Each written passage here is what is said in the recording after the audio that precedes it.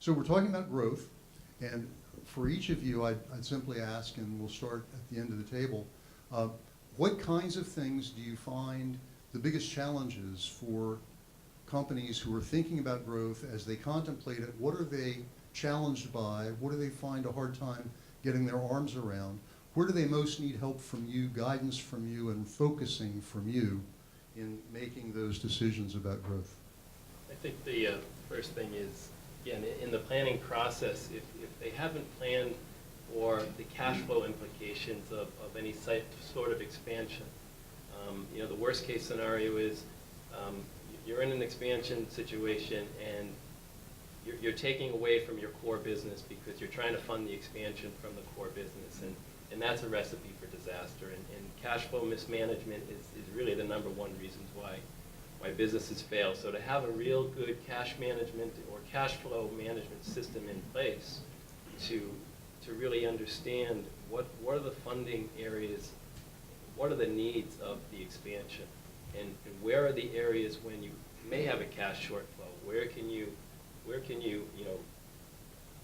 access financing to help provide financing for those gaps.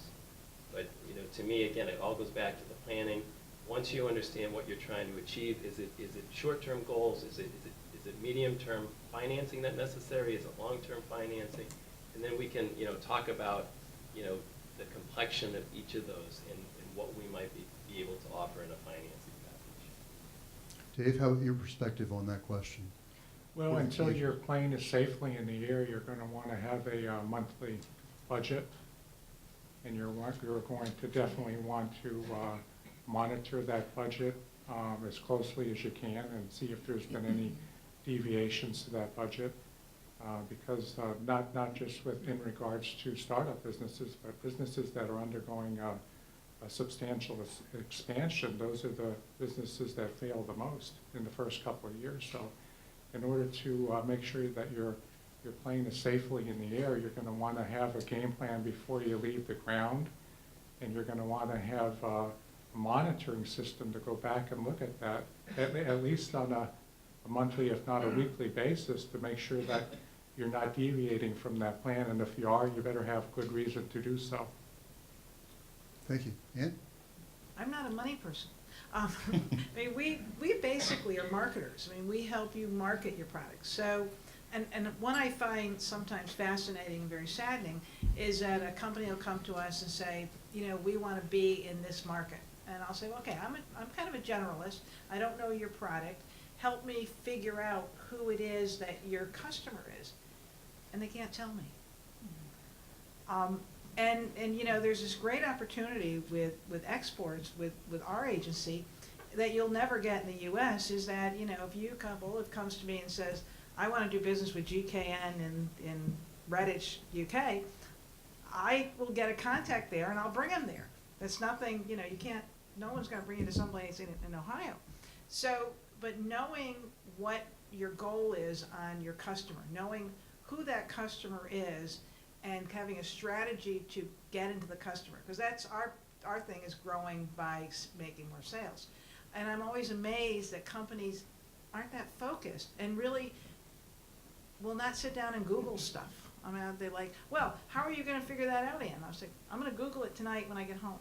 Oh. I said, and you're going to have to hope that I get it right, because I don't really know exactly what you do. So really focusing on what the customer is you're trying to get to and looking for people who can help you find that route.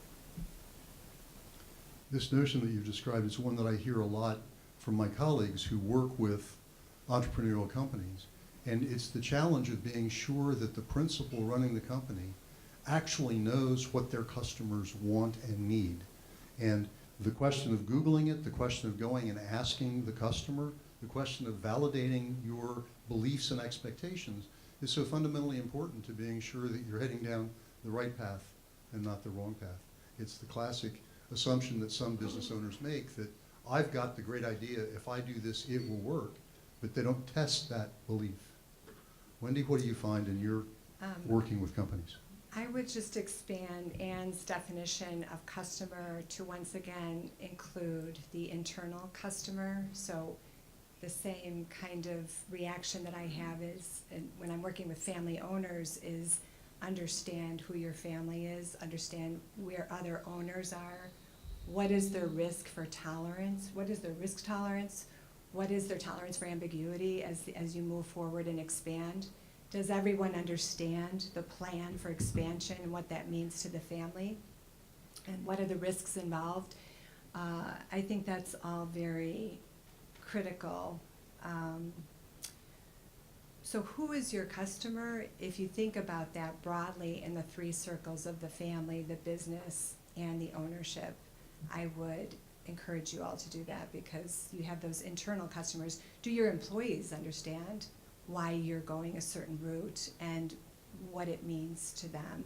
What is the impact? Do they understand the customer when you're going domestically, even domestically in other parts of our country? I work with family businesses across the U.S. and seeing the regional differences, excuse me, as well as internationally. Can you give an example of a regional difference that sort of stands out? I think one is definitely related to, I was working with a controlling owner, which is the first generation of owners, recently in the Northwest region. And actually, he had expanded internationally as well as domestically. And one of the issues that he brought up within his operating businesses was the fact that he didn't realize that many of his employees were taking off a certain holiday, religious holiday, and finally his HR got together and said, why are all these people just not showing up? What are we doing here wrong? And we need to understand the various religious holidays that these people are taking, whether or not we're condoning it.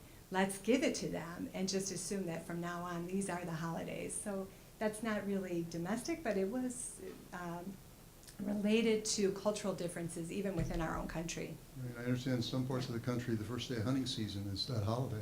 That's right, exactly. Yeah. Exactly.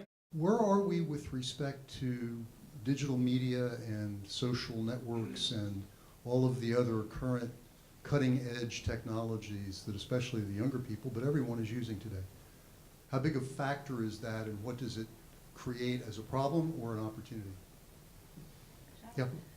Actually, in our agency, we really recognized it as the way to market. And we run what we call digital strategy workshops. And we had a few of them just last month. We had about 300 people that came into these of our clients, because it is vital. I mean, understanding your digital strategy, what does your website look like, and the social media? How does that attract people? I mean, and ours are very focused on that international side. But we have a whole service where we will do an analysis of your website and your digital strategies and report back. And that's one of the things that we do at Commerce. I don't think you do it at SBA. We do it, but not directly. We have our partners help us out with that, with SCORE and the Small Business Development Center. We'll help people learn how to digitally market their products and their business, either it's B2B or just to the general public. So we do have support in that realm, but we have our partners help out the small business owners. And it's important that you know those resources are out there, whether it's the Women's Business Centers, which are the three of them, the Small Business Development Center, which is housed with our folks here at UConn, or SCORE, who I mentioned earlier that are volunteers. The question has to do with, in the digital economy, how do you focus on the kinds of changes and actions you need to take advantage of what the digital opportunities provide? Is that fair? Yeah, I would say, I mean, from the digital perspective, it's not something that we finance, but from a planning perspective, the whole digital age, it creates a new distribution channel. You've got online, online stores, online selling, and that's one aspect of it. So I think a company needs to understand when they're looking to grow internationally, how are they going to go to market internationally? Is one part of that strategy going to be digital online sales, or are they going to be working through direct sales agents overseas, distribution, or maybe a joint venture agreement? So those are different ways that they can go to market. I think with the digital age, what's also interesting from the planning process is now you can look at who are my competitors? Who are my competitors here in the US, Europe, or wherever? And you can look at their websites and understand more about their product and how they go to market and what's their digital strategies. And you can kind of take all this information and put it into your own plan. So it's really important, not only from a distribution perspective, but also from, I think, a research and planning perspective. Other perspectives, Wendy? I have several family businesses that I've worked with and done research with, and one of their values primarily is they excel in customer service. So I just want to remark that when they're using digital experience and when they're integrating these values of family into that digital experience, it's remarkable how far they go to provide that service, customer service orientation, to keep that branding piece of their family business alive and continued in that digital realm. So that's been fascinating to me to watch as they expand. I mean, this administration has really picked up on that. I mean, one of the first things we saw, 2 years ago, were some of the appointees that started our what called e-commerce lab to help companies grow internationally, because digital was so important. And we've spent a lot of resources on it, and it's paid off. I mean, the companies that we've worked with have really done well by getting involved in that. And unfortunately, I don't think the states have done a good job to help domestic companies do that. I was just in the UK working on a project with our ambassador in the midst of getting tariff wars going. But I was talking to their equivalent to us. And what they're doing locally with companies is just phenomenal with that kind of stuff. And we don't see it here. It's unfortunate, but we don't see it in our state agencies doing that kind of training. I know you say there's SCORE and stuff, but real organized professional training, and that would be great. That's a great thing that I hope the next governor will put into DECD. Thank you, and that raises an interesting question. Yeah, but you have one first, please. Yeah, so Wendy, have you ever worked with a family, older owners and newbies kind of coming in to ownership? The newbies are very younger, very comfortable with technology and have a lot of ideas, and the older ones are scared. How do you work with that in terms of? Well, it's interesting that you asked that question. I was just facilitating an education committee meeting for a family that had set up as part of their family council. They have an education committee, and it's intergenerational. And so one of their ideas for their family reunion was to have a book club. And we were talking about book selection and what they were going to talk about. And the next generation member said, forget the book, let's just do TED Talks. So here's an example, and everyone agreed, said, okay, it's a benign small example, but when you think about the issues that come up between intergenerations and how do they communicate, how do you communicate to the rising generation, what kind of latitude do you give them to express their ideas? And similar to an e-commerce lab, I've seen family businesses actually set up idea labs in which they have family meetings, and as part of that family meeting, they will have the next generation present ideas about the business, and many of them are very good. And they're cutting edge, and it serves everyone well for both generations to come to the table and make room for their voices.